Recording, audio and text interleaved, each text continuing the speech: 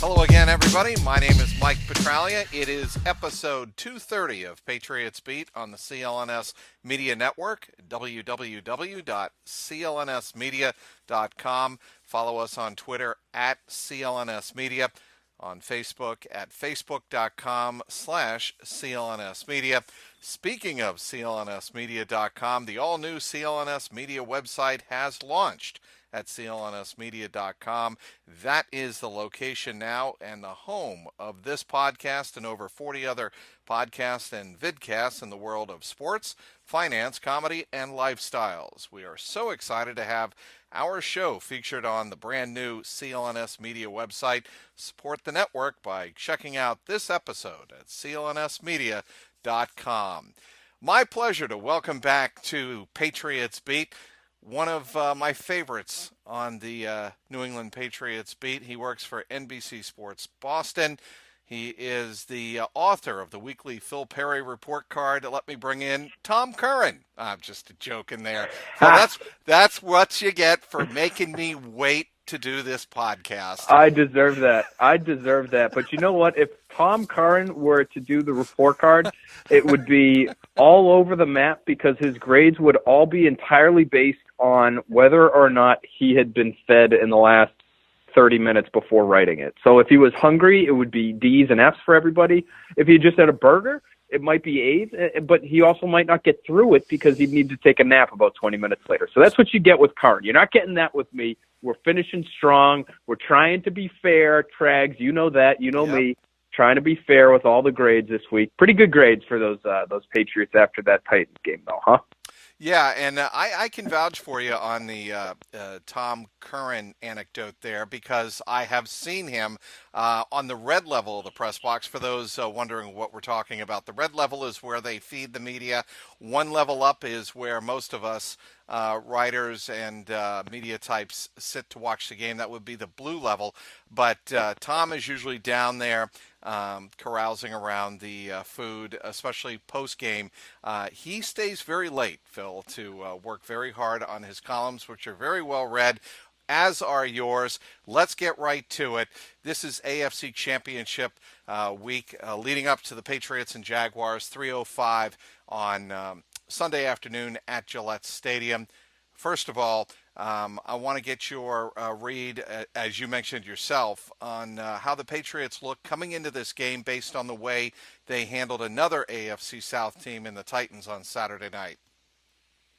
Yeah, I thought really, Trags, going into that game against the Titans, that there weren't going to be a boatload of legitimate takeaways for us to dissect, just because the Titans, and I think most of us thought this going into the game, they're just not really on the same level as the Patriots, and I think that played out on Saturday. This was the varsity versus the JV, essentially. Pretty much. The one takeaway that I was really interested in gathering in terms of post-game was, and during the game, obviously, but just how did the quarterback look? I mean, the guy has, for the last month, maybe 5 weeks of the regular season, not really produced for, as up to the standard that he had set for himself earlier in the year. And so was he hurt? Was he just 40 years old and slowing down? Was it the fact that some of his weapons were missing, whether it was James White or Chris Hogan at the end of the year, Rex Burkhead as well? What was it about Tom Brady's game that had him producing like a relatively middle-of-the-road type of quarterback? The fact that he performed as he did, the fact that he performed, in sort of like a vintage Tom Brady manner, I think was an indication that we can kind of pump the brakes on some of those concerns, whether it was just the rest that he had before going into the game, whether it was having some of those guys back. He obviously had James White, who had a big game, Chris Hogan, who didn't produce as much, but may have just given him a greater sense of security out there. Whatever it was, he looked about as good as he's looked all season long. And so for me, that was the one big takeaway, was that Tom Brady's still Tom Brady. Let's not go overboard with the, is this the beginning of the end kind of storylines. I think he put those to bed, at least for 1 week. I would agree with that, Phil, but I would tell you watching that first quarter, the first two offensive series, he still didn't look like himself. He was getting rushed. I thought the Titans did a very good job, at least early on, of throwing some pressure at him, bringing five guys. Obviously Dick LeBeau was going to blitz or bring pressure packages a little bit more than maybe some other type of defensive fronts. He's going to throw some exotic looks, or try to anyway, out of his own base at Brady. And I thought the first two series, Tom, took a little while to get the feel for the game. But on the third series of the game, the first touchdown scoring drive, that's when I thought it started to click. And the other thing I would say, Phil, that really impressed me about how much more comfortable he looked is when they went up tempo. When they went up tempo, Brady looked very much at ease. Definitely. And I think, looking back on it now, after he throws for, he breaks the record for 3 touchdown games in the postseason, another 300-plus yard game for him. I look back at those first couple of series because you're right. He didn't look very good early on. I don't know if maybe we should just chalk that up to, having 2 weeks off essentially and having to knock some rust off after the bye. But you're right. Third series, different guy. And then I think it was the following series, correct me if I'm wrong, but I think it was their fourth series where they did go to the hurry up and looked phenomenal, obviously. So, again, I think this week will be a more significant challenge. They're not going to be able to put up, I don't think, up into the mid or upper 30s the way they did against the Titans. I know the Jaguars just gave up a 40 spot to the Steelers, but I don't think that's going to happen at Gillette Stadium. So the challenge certainly stiffer this coming week for sure. All right, other side of the ball, defense. And I loved your column on rookies Dietrich Wise and Adam Butler. To me, it's just remarkable how Bill Belichick finds rookies who are not overwhelmed by the big moment. Look, part of that is culture. We know that. You and me know that. Everybody who watches and follows the Patriots closely knows that. Part of it's the coaching, and part of it's the player makeup. But your big takeaways on talking to Dietrich Wise and Adam Butler for that story. Yeah, it's a great point, Trags, when you mention the player makeup. You're right. The coaching obviously plays a huge part into how young players like that accept the moment and execute in the moment. But it takes a certain kind of player to be able to I guess, find his best in those moments. And so far, at least, late in the season, I think both of those guys, Dietrich Wise and Adam Butler, have really responded with the workloads they've been given. And I think part of that is pure X's and O's. I think their roles have been pretty well defined here late. It's amazing how they've been able to build depth along that defensive front as the season's gone on here. Even I would say mid-season, even into the later part of the season, when they were playing games, they had weeks where they were without Alan Branch, where they were without Trey Flowers, and you looked at that front and you said, who's going to be out there? Kyle Van Noy was injured for parts at the end of the season. You had Eric Lee that you were calling up from the Bills practice squad to play, starter level snaps on the edge. It was just a mess there up front. But now all of a sudden we're just a few weeks later here, and it feels like you've got some really good depth there to the point where Alan Branch was a healthy scratch. And you got guys like Ricky Jean Francois who are contributing significant plays. And Adam Butler and Dietrich Wise. And both of those guys, I think, have developed a lot of trust from the coaching staff because of the way they've taken the coaching, but because of who they are as people, and it allows them to do everything that they need to do off the field in terms of their preparation. They're taking coaching from their coaches, yeah, but they're also listening to the guys that are around them in that locker room, the stalls next to them, whether it's Lawrence Guy or it's Alan Branch or it's Malcolm Brown, who's actually really close in age to those two rookies, right, but, obviously has a few years experience, more than they do. And so they're both guys that I think are really open, that really want to be very good NFL players, and so and have been willing to do whatever they've needed to do to get there. And so that's why I say, it's a good point by you to bring up the makeup that these guys have, and I think it's something that the Patriots have certainly struggled with at times, but it's something that they do spend a lot of time on. Is okay, how is this guy going to buy in? How is he going to take coaching? When we look at picks, just going back that they've made that have been really surprising, whether it's Devin McCourty in the first round or it's Rutgers guys that nobody's heard of in the third round in Harmon and Logan Ryan. Even somebody like Jordan Richards, whose career hasn't panned out, obviously, and paid dividends the way you would want a second-round pick to. But the guy is great in the locker room by all accounts. He's smart. He does all the things that they want him to do. He's dependable in that he's there every day. He's available to them. He's willing to play multiple roles defensively on special teams. That's really important to them. And so, that they put so much value in that they are willing to go above and beyond what other teams might be because of things like buy-in and things like character. So, of course, are there misses? Sure. I mean, there's some very obvious ones, Aaron Hernandez being the most notable.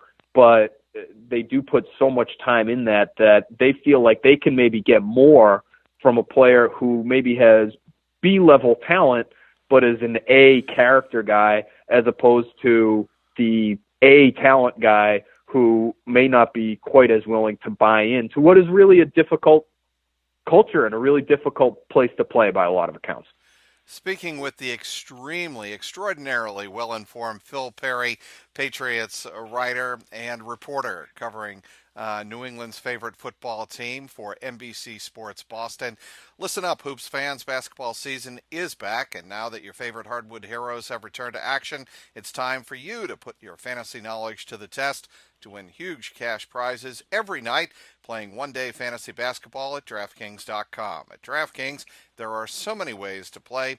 Choose from public contests with huge cash prizes or private contests where you can compete against your friends. They've even got beginner and casual contests where you'll play against people of similar skill level. The best part, you get to draft a new team each day. And drafting a team is arguably the best part of fantasy. The only thing better, winning cold hard cash doing it. Just ask Dan from St. Louis or Jeremy from Austin. They both turned a $3 entry into $1,000. Huge cash prizes and bragging rights await only at DraftKings. Use code CLNS at DraftKings.com to play for free with your first deposit for your share of $10,000 in total prizes tonight.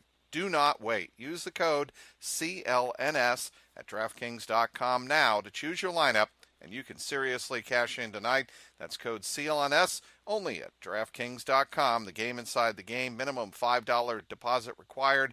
Eligibility restrictions apply. See DraftKings.com for details. Speaking again with Phil Perry of NBC Sports Boston covering the Patriots. All right, Phil, I asked Bill on the conference call on Monday about the speed of the Jags defense, and he mentioned the size. Marcel Darius, Malik Jackson, even the size of Jalen Ramsey, who has been boldly going with no other Jaguar would go this week, predicting a win over the New England Patriots on the road in the AFC title game. You asked Bill about the speed of their linebacking core and Miles Jack and Telvin Smith, who had a scoop and score on Sunday in Pittsburgh. So how do the Patriots go about attacking that defense? Yeah, it's going to be really interesting because this is a defense that the Patriots have seen before. You go back, you trace back the coordinator lineage, the coaching lineage. You're going to be looking at some really, I would say, similar looks that you saw when you played the Seahawks in the Super Bowl after the 2014 season. Even some of what you saw against the Falcons or what you expected to see against the Falcons. Remember that Super Bowl last year, what confused the Patriots was the fact that the Falcons came out and they played so much man-to-man. They were expecting a little bit more zone because this Jaguars team, like those others, is one of those cover 3 match, cover 3 zone clubs that really relies on its talent in the secondary to lock down on the outside and deep to allow the defenders at the second level, the linebackers, and obviously the guys up front to play really aggressively. And so, it all works together in that you have a front where you can get pressure without blitzing, even though the Jaguars will blitz occasionally. You can get to the quarterback relying on those guys. Some of the guys you mentioned, whether it's Malik Jackson or Calais Campbell, who's a Defensive Player of the Year candidate. You get some speed on the outside, and Yannick Ngakoue and Dante Fowler. Those guys want to get up the field.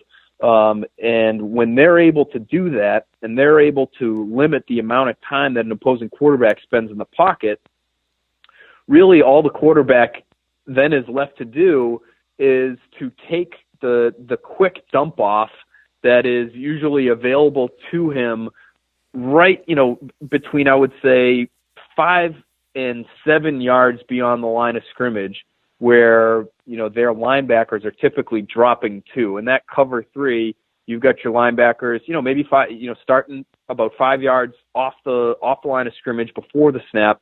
And then they're really only dropping another, maybe 5 to 7 yards beyond that. And they're so fast that even if you dump it off over the middle, those guys are closing, and they're really good in terms of limiting yards after catch. So I think what you're hoping for, if you're the Patriots, is you're hoping to be able to stretch the field a little bit vertically to get not only those defensive backs, so those 3 deep defensive backs in the secondary to backpedal and to cover a lot of ground vertically, but you want to try to stretch those linebackers as deep as you can as well. And so that even if all you have is the dump off, that somebody like Dion Lewis or James White or maybe Rex Burkhead, if he gets back, that's somebody who not only, will be able to take what's given to the Patriots in that underneath area that the linebackers have vacated, but those are guys who, if you get them in space, you have an ability at least to make one guy miss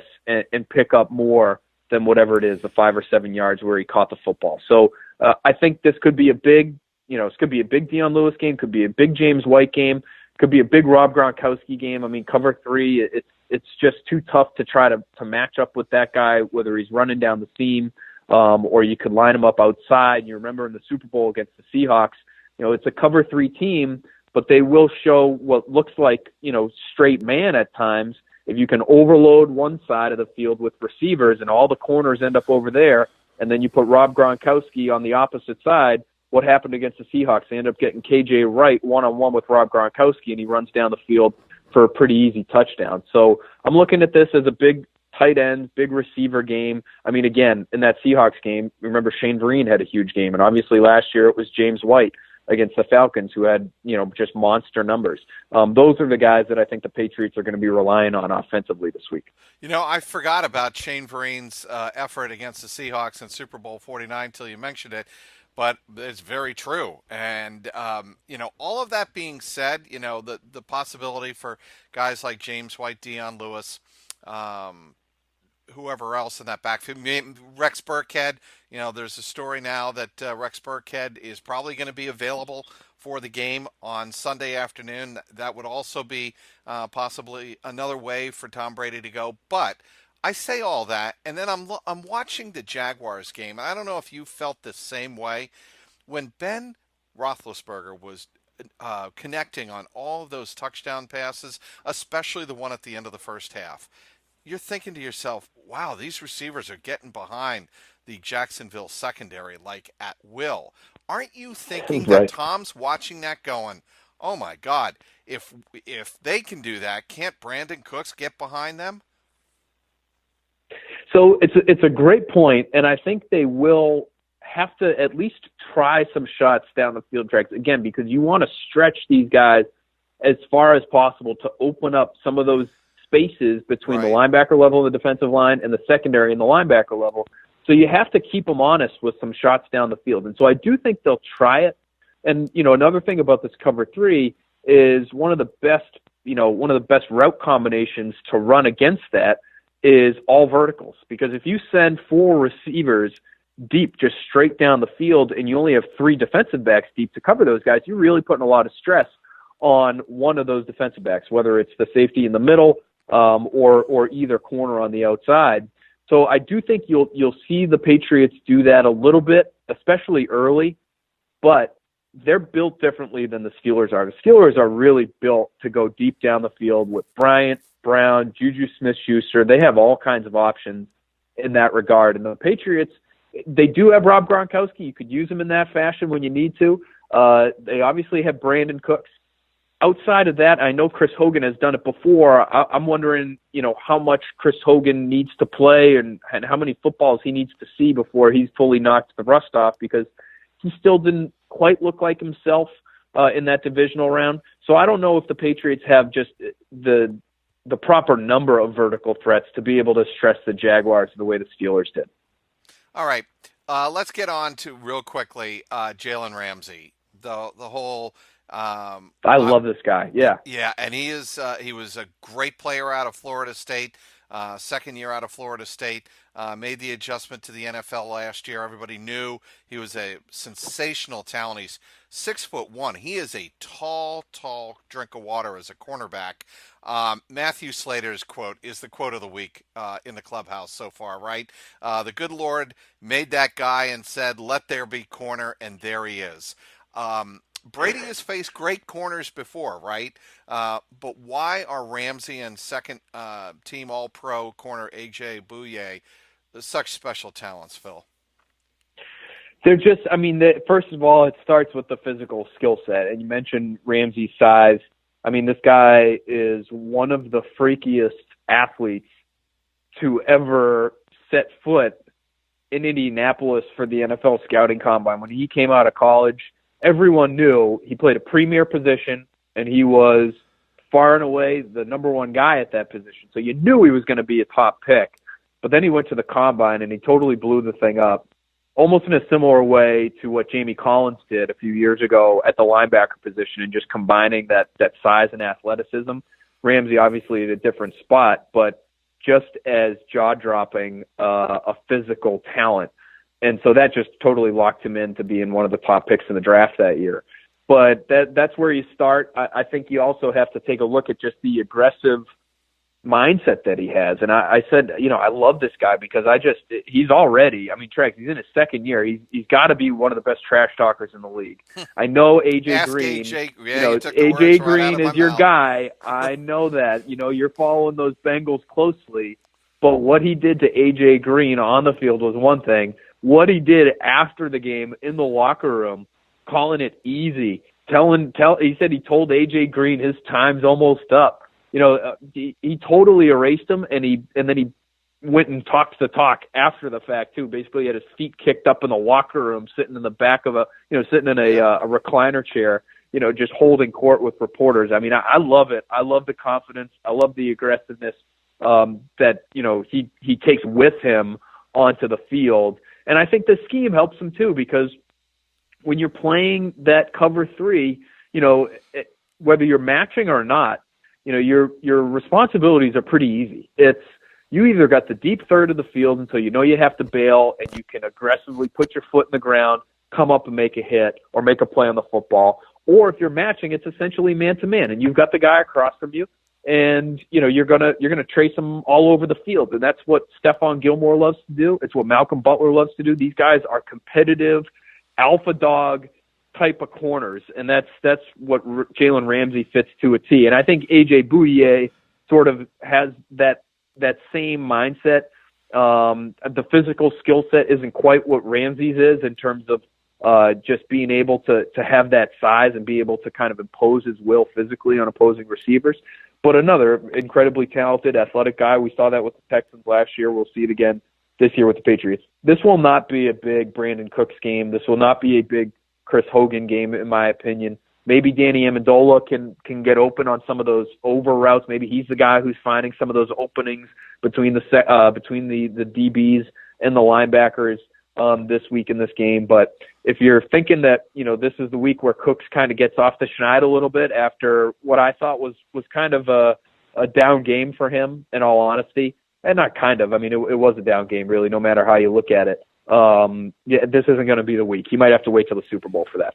Matt Patricia, Josh McDaniels, potential for distraction. Look, I don't think there really is potential for the distraction, Phil, only because That's just never been the MO of the Patriots to get distracted. And obviously, I would point out the 2004 team wasn't distracted when everybody and their brother knew that Romeo Crennel was leaving for the Chiefs. Charlie Weiss was off to Notre Dame. They won their second straight Super Bowl, third in 4 years. They just so happened to beat the Eagles in that title game. Phil, wouldn't it be ironic if they wound up playing the Eagles again in the Super Bowl? It really would be, and it would just be. I mean, it would just be such a riot. I know the tomato can talk has dominated. Not only headlines but the airwaves. We've done it on our station here. But imagine that if you had to go through the Titans and then Blake Bortles and the Jaguars and then Nick Foles in the Eagles to win your sixth Super Bowl. I thought Tom Curran actually, one of those columns that, he's been on a roll lately with the columns, but he did a really good one in terms of how, people really aren't going to remember who the Patriots had to go through to get this Super Bowl. But if they ever did, and that, if that was the road, if that ended up being the road, no, of course not. But if you ever looked back on it, you would say, man, that had to have been the easiest road of all six, based on, what you know now and what you know about these quarterbacks. But yeah, and when it comes to the coordinator strikes, I agree with you. Like, it's just, I don't think it's in, it's built into the fabric of the Patriots for guys to get distracted. Like, it really can't happen in a lot of ways, the way that they have this thing set up with Belichick and with, how involved the coordinators are when it comes to game planning.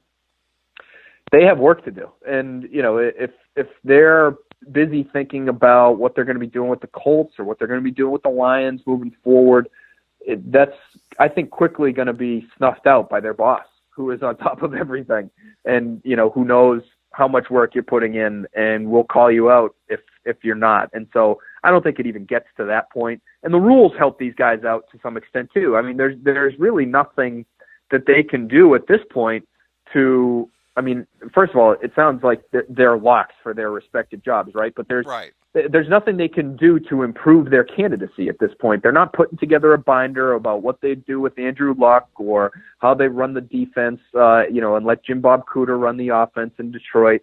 Like, all that stuff is over now. And so they really can, if they were ever distracted from their Patriots duties, it was during that bye week before the divisional round. And then I think, as soon as that came and went, you have to, when you're coaching for the Patriots, and these guys have both been doing it for a long time here, you have to learn how to move on to whatever task is next. And so a couple weeks ago, that was the Titans.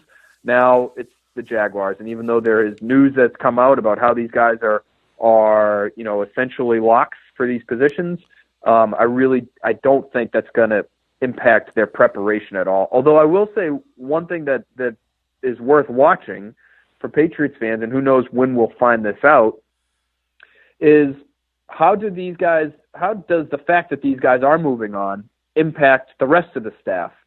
And when I say that, I mean, who might be going with them? Who from the offensive side ends up with McDaniels in Indy?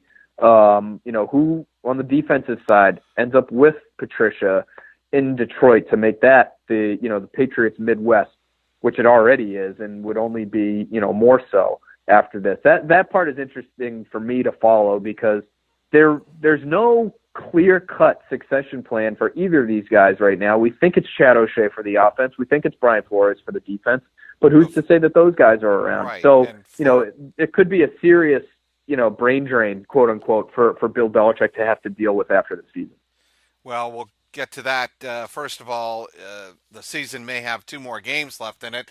So people listening to this are going, okay, I'm about ready to make my plane reservations. Maybe I'll try to make it early. They want a guarantee win for the Patriots from Phil Perry. Can you deliver? Man, I won't guarantee it, Trags. I will not. You're a smart man. I will say this. I do not see the Jaguars offense putting together more than one scoring drive against this Patriots defense. I also would say that the only chance the Jaguars have of keeping it close is by turning the Patriots over. And I think the Patriots know that. And while Tom Brady got a little bit loose with the football late in that season when it comes to the interception numbers, that will not be the case this week against the Jaguars. He knows that the fate of their season rests in his hands. And so I think you'll see him maybe be a little bit conservative with the football, in all honesty, because that is the only shot that they have of even keeping this thing close. So to me, it's a pretty easy prediction. Things can go crazy. Things can get weird. Blueprint to beat the Patriots is play tight coverage and get after the quarterback with 4. And the Jaguars can do that on paper. But I think the Patriots have seen this kind of defense. They've seen talented defenses. They've seen fast defenses in the recent past, and they've eventually figured those out. It hasn't always been pretty, but they have eventually figured them out. And I think that will again be the case this weekend. So right now, it's very early, Trags, but I'm going to give you my first score prediction of the week. Oh. And this may change. Don't hold me to it. Okay. But I'm going to go Patriots 23, Jaguars 3 in the AFC Championship game. Patriots going to Minnesota. I'm going to go with a repeat, plus 3 points. So repeat, what do I mean by repeat? The Patriots beat the Jaguars 20-6 in the 1996 AFC title game. I think it's going to be 23-6 Patriots this time. Oh, wow. Around. That's what we were right there. Yeah. Great minds, man. We're right on the same page with this one. I just don't see the Jaguars moving the ball, and we'll find out what happens on Sunday, but it would boggle my mind if the Jaguars were able to score north of 17 points, which is what everybody and their brother would think they're going to need to score to beat Tom Brady and company. Phil, you were tremendous, and I just want to get this shout in. Stay with CLNS all day on game day.